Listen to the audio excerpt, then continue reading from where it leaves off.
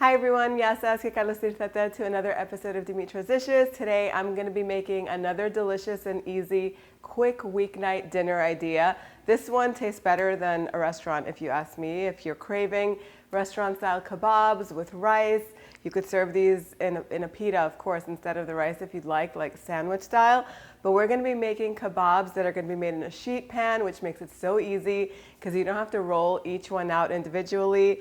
We're going to be roasting veggies with them, making a nice salad. And I love to serve these over a quick and easy protein-packed chickpea and rice pilaf. That's so easy to put together. Like I said, from start to finish, the whole thing will be ready in 30 minutes. Let me show you how I make it. We're going to begin by chopping up the onions. So I have 2 pounds of ground beef here today, and I'm using 80/20. And before I put that in the bowl, I'm going to chop up either 1 large onion. I don't have a large onion, so I'm going to use these 2 medium onions. Just peel them and cut them into quarters, and then they're going to go into my food processor just because it makes it so much easier than chopping by hand. These are going to get chopped until they're very finely chopped, and then they'll go into a big bowl. Then I have a bunch of parsley, fresh parsley of course. I'll just cut off the tougher stems. I'll leave the light stems in there, no problem. These are going to go into the food processor with 1 either jalapeño, or you can use a serrano pepper just for a little kick of heat. If you like it a little bit spicier, you could put 2 in there. Or you can leave it out altogether. And we're going to chop this up also until everything is finely chopped. It's going to go in the big bowl with the onion. 2 pounds of ground beef, like I said, is going to go in here. And I love using a fatty cut of ground beef just because it makes the kebabs juicier. Lean beef will be a little bit tougher. I don't recommend it for this recipe. Now I'll season this with 2 teaspoons of salt. I'll also add some granulated garlic powder. I have tested the recipe with fresh garlic and it does add a lot of flavor, but I do prefer the mildness of the granulated garlic. So 2 teaspoons of that, lots of freshly cracked black pepper. Mix everything all together. I like to do this with gloves because I'm multitasking and I don't want to have to worry about washing my hands. I could just take the gloves off. Mix the meat really well so all of the flavors come together and they're all distributed equally. You don't have like a salty bite of meat in one kebab and then no salt in the other. So mix it really well. And then we're going to prepare the baking pan. So I like to drizzle a half-sheet baking pan with olive oil. If you're not making it all at once, you could do 2 smaller pans, but I am making it all at once, so it's all going to fit. Drizzle the pan with olive oil and just rub it all around so that way the pan is evenly coated. And then I'll just press the ground beef mixture into a flat layer, leaving about 1/4 of the pan exposed because I'll put some veggies on the side and I don't want the kebabs to be too thin. So this is what you're looking for. Flatten it out as best as you can. And then if you have one of these big dough scrapers, you can just press it in horizontally just to kind of get a little bit of a design on there or just some ridges. The kebabs will look like they were hand pressed that way. And then you could cut them into slices vertically, as thick or as thin as you like them. Separate them just a little bit. They're going to separate more while they're cooking because beef while it's cooking tends to shrink. I have a red onion. I won't use the whole thing, some of it. Just cut it into little cubes. And then I will add some tomatoes. I like these Roma tomatoes. I'll just cut them into quarters, put it on the side of my pan. If you want to add some bell peppers to this, you could, or a serrano chili. If you want something a little bit spicier, you can add that in here as well.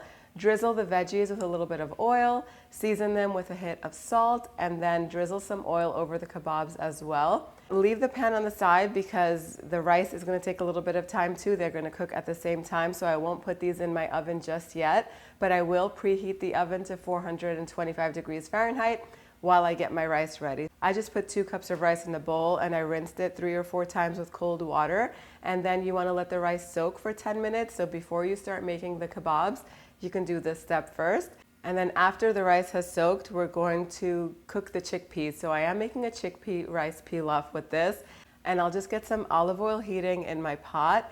Once it's nice and hot, wash and drain 2 15-ounce cans of chickpeas and then add them to the hot oil. We're just going to get a little bit of color on these, season them with a little bit of salt, and just cook these in the hot oil for about 5 minutes or so. We're not looking to get too much color, just a little bit. It deepens the flavor. Then I'll drain the water out of the rice and I'll add the rice into the pot, season it with 2 teaspoons of salt, add 2 cups of either water or lemon broth, and you can add black pepper too at this point if you like. I did season my chickpeas with a little bit of black pepper.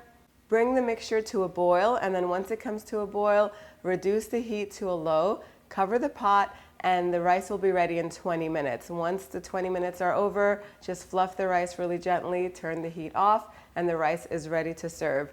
While the rice is cooking, you could put the kebab pan into the oven, and it's gonna cook on the top rack for 15 minutes. And then after the 15 minutes, I like to turn the oven to the broiler setting and let the kebabs and the veggies broil for about 4 or 5 minutes just to get nice color on them. It's gonna evaporate some of the juices. And while that's happening, I like to chop up a salad to serve with this. So I just like to dice up some tomatoes, some finely chopped red onion, parsley goes in there, a squeeze of lemon, and then I also like to season it with a little bit of salt and sumac. Mix that all together and the salad is ready. Of course, you could add some mint to this if you like. If you want some cucumber, you can dice up some cucumber and add it to it. Once the kebabs come out of the oven, you're gonna see that there's gonna be some liquid left in the pan. That's totally fine. That's gonna help the kebab stay nice and juicy. I like to serve the kebabs over rice with the salad and the veggies and then my spicy green sauce. But of course, tzatziki sauce also tastes delicious with this. So does shawarma sauce, and it's ready to serve. The kitchen smells delicious. I mean, I can't wait to share these with my family. They look beautiful. They look like kebabs that you would get at a Persian restaurant.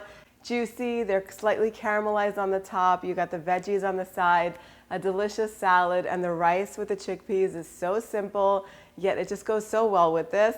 If you don't like chickpeas, definitely leave them out. And if you like frozen peas instead, stir those in, frozen vegetables. You could really make this in so many different ways. It's so delicious. Once you bite into it, you'll just see how juicy those kebabs are. Loaded with flavor and nutrition too. The veggies caramelized a little bit on the side. You got the onion and the tomato. You can throw some bell peppers in there if you like to, or if you want them a little bit spicy, that serrano pepper, the jalapeño, if you used it, you can roast that on the side as well. And like I said before, if you don't want to serve this over rice, you can definitely make pitas with it. And I serve this with my spicy green sauce, and I'll share the recipe for that on the blog post. I've made this a few times on the channel. It's so delicious, but of course tzatziki goes really well with this. Shawarma sauce, the salad is refreshing and also adds really good freshness and flavor. I hope you guys give this recipe a try. The exact measurements and the printable recipe are on the website, dimitrasdishes.com. If you'd like to see more quick and easy weeknight dinner ideas, comment below and I'll share them with you as soon as I can. Thank you so much for spending time with me today. I'll see you all next time. Yes, yes.